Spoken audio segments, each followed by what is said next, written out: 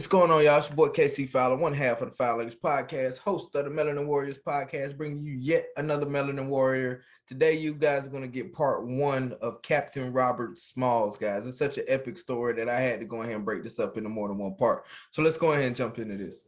So Robert Smalls was born in 1839 to his mother, who was enslaved by Henry McKee in Beaufort, South Carolina.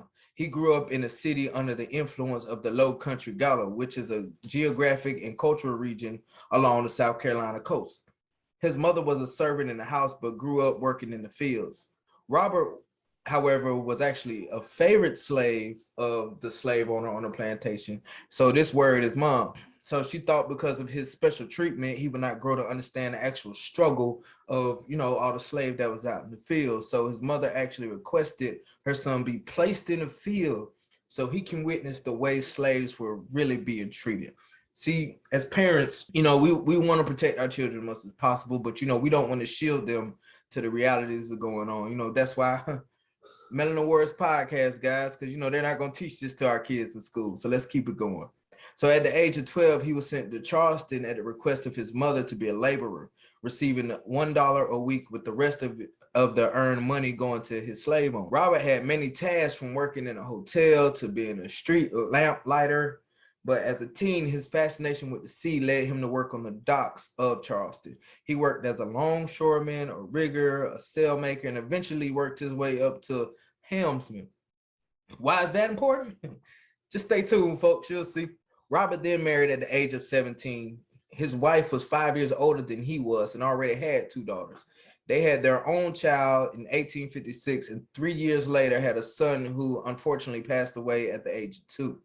At this point, Robert Smalls was ready to earn his freedom, but the price was $800, guys.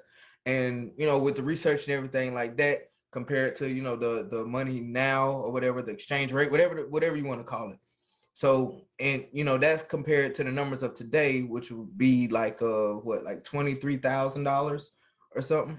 So he had to earn that much money. So he began to make his plans to escape. I don't blame him. That was kind of steep.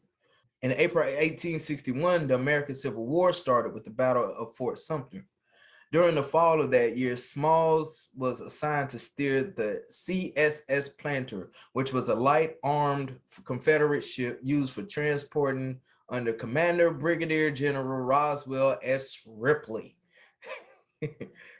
The duties of his ship were to lay mines, deliver dispatches, troops, and supplies, traveling along the coast of Georgia, South Carolina, and Florida.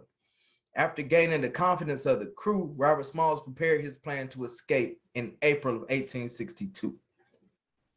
So on May 12th of the same year, the planter docked at its usual spot.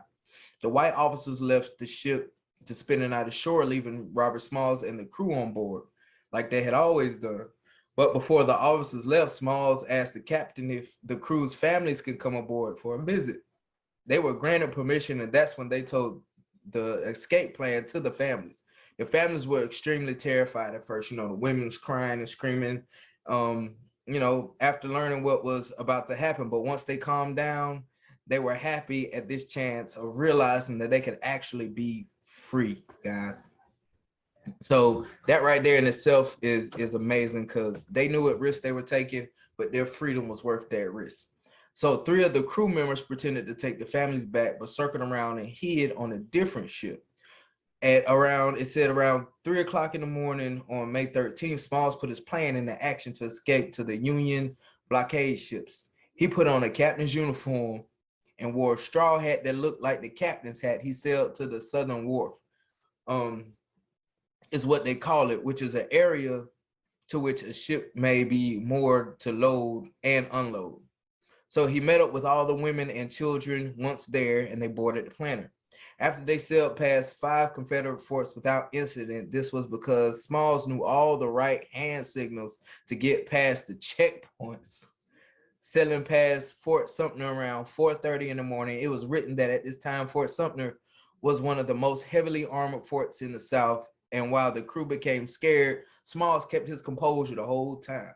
So he pulled up to the Union ship onward, taking off his straw hat, and he stated, "Good morning, sir.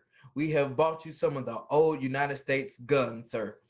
the captain of the Onward asked Smalls to display the U.S. flag. He did so. Thus, his escape plan succeeded. So, ladies and gentlemen, that is the first part of the story of Captain Roberts, a melanin warrior who took the knowledge of his oppressors and used it for his people, that led to not only himself, but his crew and all of their families being a free melanin people. So y'all go ahead and join me for part 2 as I discuss Robert Small's role in the Civil War and what happened after. And always remember, if you don't stand for something, you'll fall for anything. It's your boy.